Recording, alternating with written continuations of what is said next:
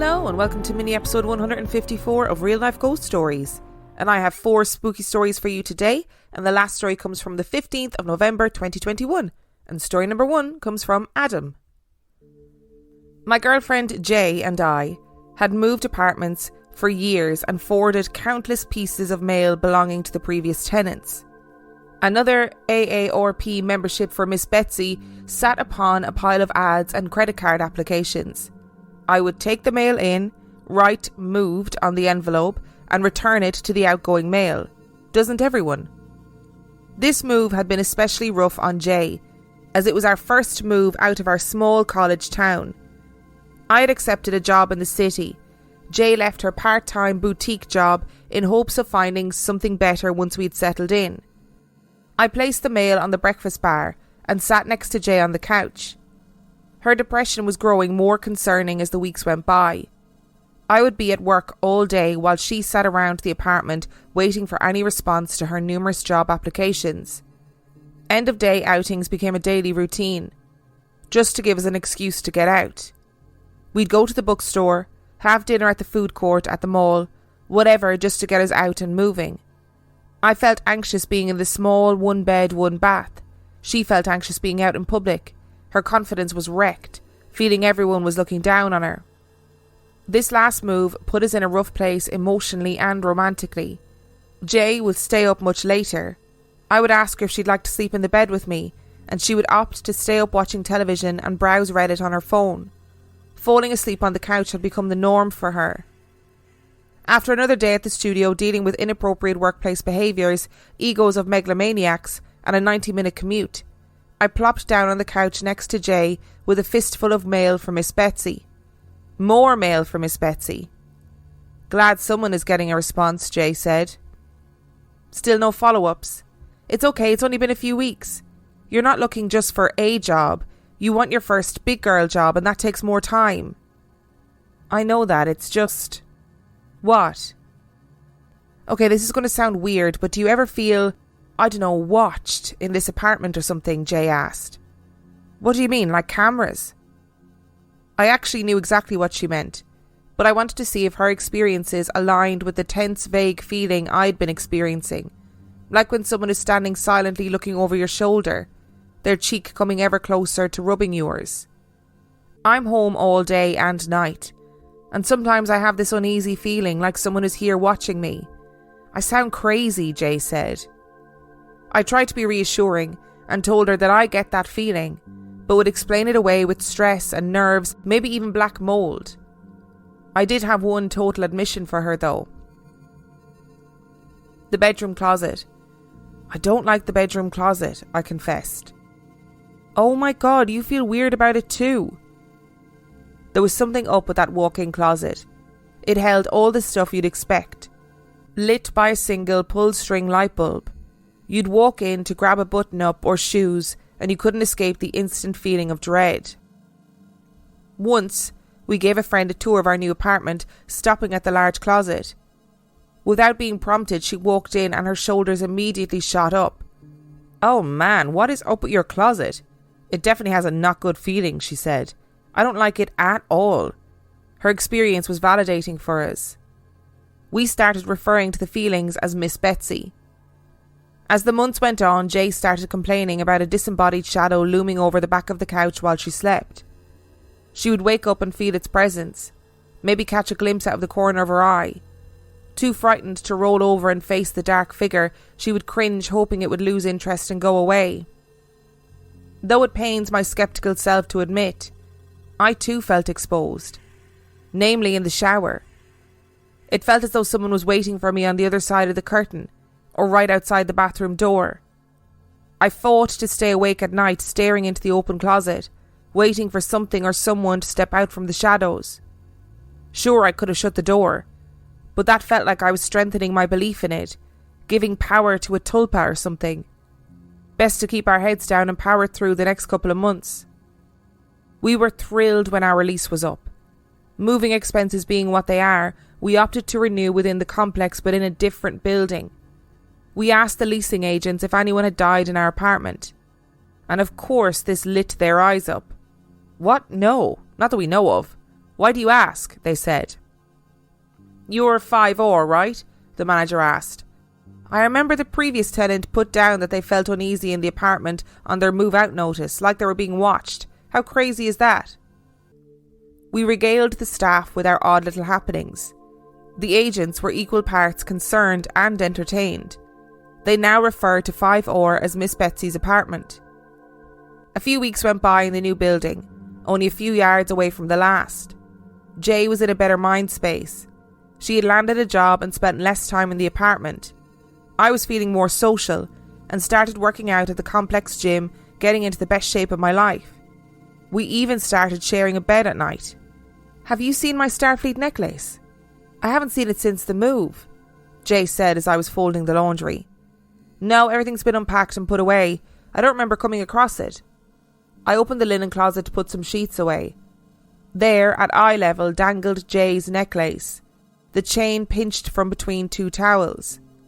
There was no way either of us could have missed it. We'd been there for weeks and opened that closet door dozens of times. It felt like a message from Miss Betsy, that she would be checking in on us. I know I said last time that when I died I wanted to become like a sparkly rainbow vision, but rather I think when I die I want to be a ghost like Miss Betsy, that just sort of watches, reminds you that they're there, maybe makes a noise every now and then, makes you feel a bit uncomfortable. That's what I want to do. It's very interesting that the previous tenants in the same apartment had the same feelings. I'd love if you were able to sit down and have a conversation with them and be like, what did you feel? Where did you feel it in the house? What did you think of the closet, for example? It'd be great to have that kind of cross-referencing for the potential haunting of the house. And story number 2 comes from Livia. I've sent a story in and realised that I left out a lot of pretty creepy stuff. As I've said before, my name is Livia. I'm 13 and empathic. A lot of these stories are fairly recent. This happened about a month or 2 ago when I was sleeping. My bedroom is square and has a window facing east, and my door is facing west, next to my creepy freaking closet. My bed is next to the window left of it. Above my bed there are some shelves nailed into the wall. On these shelves there are plenty of old antiques. I'd woken up from my sleep like I often do nightly. I don't know why I do this, but I do. I was very dazed when I started to hear a music box playing above me. Now I mentioned that I have a lot of antiques above me on the shelf. For those who somehow aren't putting 2 and 2 together, I have an old music box up there. The music was exactly the same as that music box. I screamed after looking at it for a second. My mom came rushing in and asked me what was wrong, and I was bawling. I could not articulate my words and eventually fell asleep with my mom. For a while, I thought that it was sleep paralysis, and just recently remembered that I had sat up and I had moved. Another experience that I had when I was little was when I was trying to sleep, but I couldn't stop looking at my closet. Like I said, that creepy freaking closet. What I eventually saw was a shadow darting across my room. Again, I screamed. I've one more story that I can recall for you. I had just had my friend over for a sleepover and was about to sleep, when all of a sudden I just couldn't sleep in there anymore. The next morning I went into my room and it was freezing cold. There was just dread surrounding me. I immediately smudged my room and it completely dissipated. These are the stories that I can remember. I believe you are given a choice when you are a child to see ghosts, feel ghosts, or have nothing to do with them. For instance, if you see a ghost when you are a young child and you scream and are absolutely terrified of it, you most likely won't see them as much, or feel them, or nothing. I hope you enjoy this. Livia, I'm dying to know what other antiques are on your shelves. Obviously we've got an antique music box which is clearly haunted. Sorry to be the bearer of bad news, but your antique box is haunted.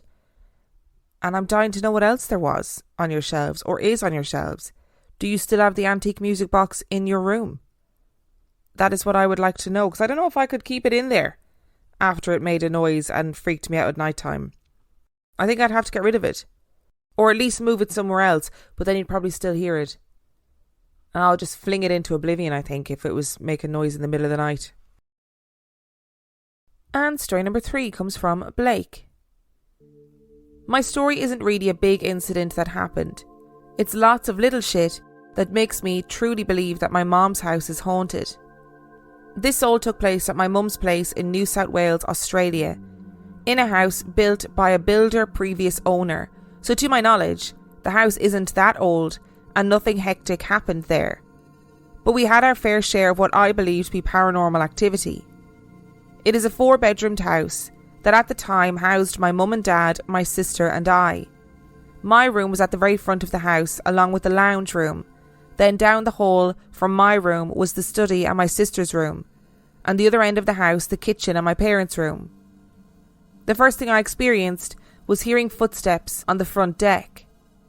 The front deck wrapped around the whole front of the house, so right in front of my bedroom, and if you were to crawl out my bedroom window you would be on the front deck. When I started to hear footsteps at night time, I didn't really think much of it, but as it happened more often, I started to think about it, and I couldn't explain it. Everyone in the house would be asleep. Our 2 dogs were locked away at night time so they don't hurt any wildlife, and we were a good 5 acres away from any neighbours. But you would distinctively hear the first step to the deck, which was loose, so it made a really distinct sound when someone stepped on it. It was different than when our dogs did it, and not many other animals in the area were heavy enough to make the sound like when a person stepped on it. So it would always be late at night, around midnight, I would hear someone hit that first step, and that big clunk noise, and then the next step, and then the last one onto the deck, and then the steps all the way across the deck. I heard this fairly often, a few times getting up and looking out the curtains to see nothing, and sometimes my dad would still be watching TV in the lounge room. I would go and tell him and he would go outside and look, but always said there was nothing. The next thing that always happened, and still does to this day, was a feeling of always being watched. So many times you would feel like you were being watched, and a few times when I would turn around, I would swear I would see something out of the corner of my eye, but never actually fully see something, and everyone in my family have said that they have had that happen to them. The biggest experience that happened was by far the scariest. It happened one night after dinner.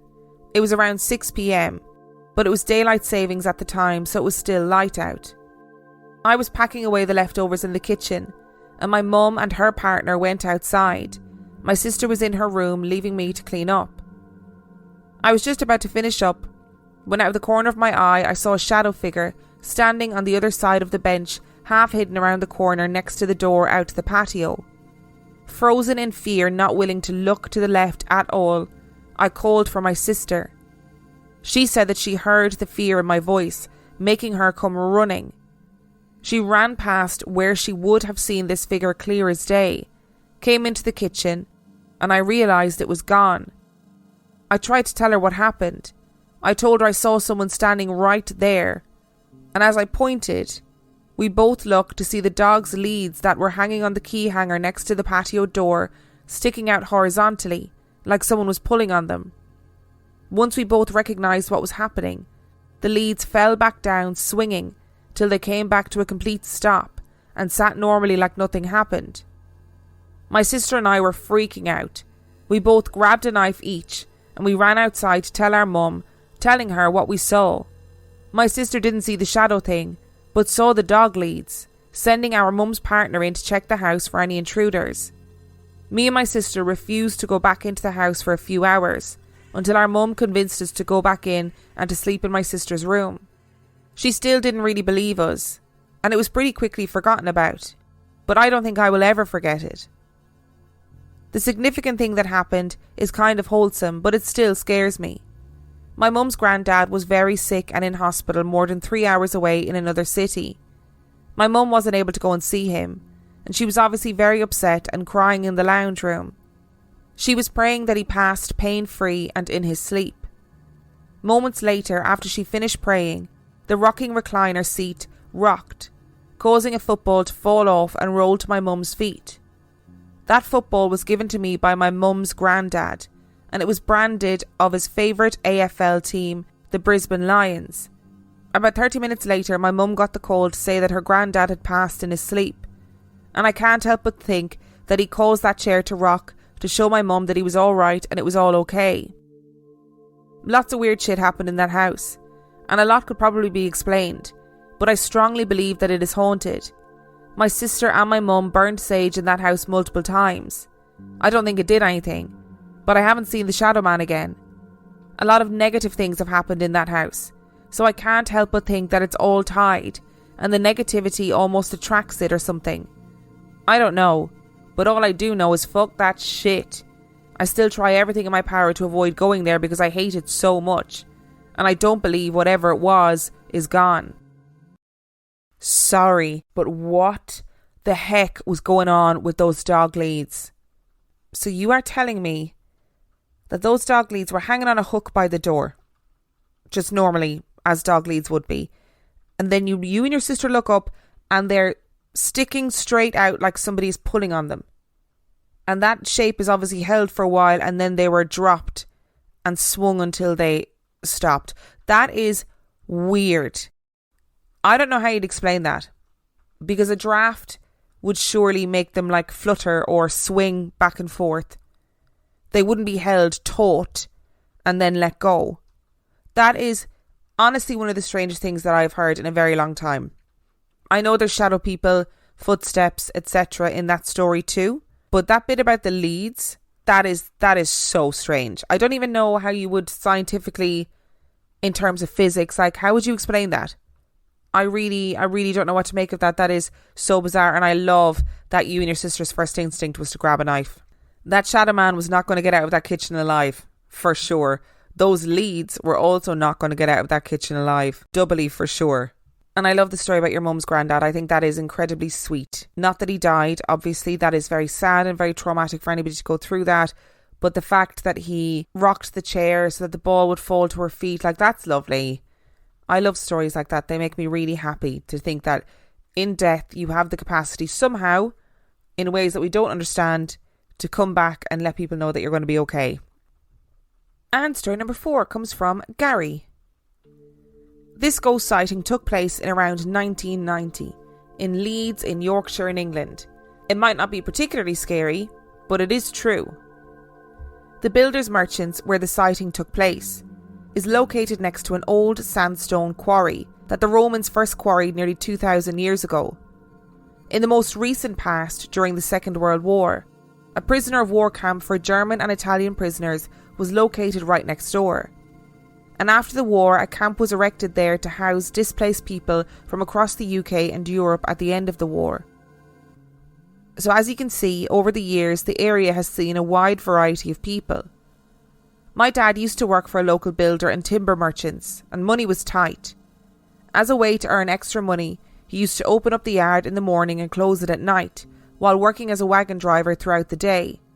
This suited my old man, as he got extra pay, and it suited the employer, as they had someone they could trust and didn't have to fork out for a security guard. The yard was located at the top of a hill and commanded looks over the surrounding area. The buildings my dad had to open up at the yard were not particularly old, probably built in the mid-1800s. The main office block was built in a H shape and had long corridors with numerous offices located off the corridors. The building was 2 levels, ground and first floor. When my dad first started to perform the extra duties, we had to have a phone line installed in the house. Up until this point, we didn't have one. As soon as the phone line went in, my dad started receiving calls in the middle of the night from the police saying the alarms had gone off in the work offices. So as part of his duties, my old man would have to drive up to the yard to meet the police to let them in to check out the building, make sure there were no break-ins or intruders roaming around. This was quite a regular occurrence, which used to piss the local police off quite a bit. More often than not, it was the same door that was found to be open which had triggered the alarm. The door was the door to the accounts office where all the employees' pay packets used to be stored. At the time, the workers used to receive their wages in a pay packet and not direct into the bank. This particular door was a big old English oak door which was as heavy as fuck. I can still see it in my mind's eye. This door took some pushing to open, so for it to open by itself through the night puzzled the police and my dad. On one particular night, the alarms had gone off again and my dad had gone to meet the police. Again. And the police, used to this place by now, rather than traipse around the offices to look for intruders, would just unleash the police dog and let it roam through the building. On one particular night, the police dog went off into the building by itself. Around 5 minutes later, my dad and the police could hear the dog going absolutely crackers. At this point, the police thought an intruder was in the building, so went running in. A couple of minutes later, my dad went in and found the police and the dog stood at the accounting office door. The dog was barking into an empty room. The dog was going nuts, but the police couldn't see what the dog was barking at. One of the policemen took hold of the dog's collar and tried to walk it into the room, but the dog was having none of it. The dog plainly wouldn't go into that room at all.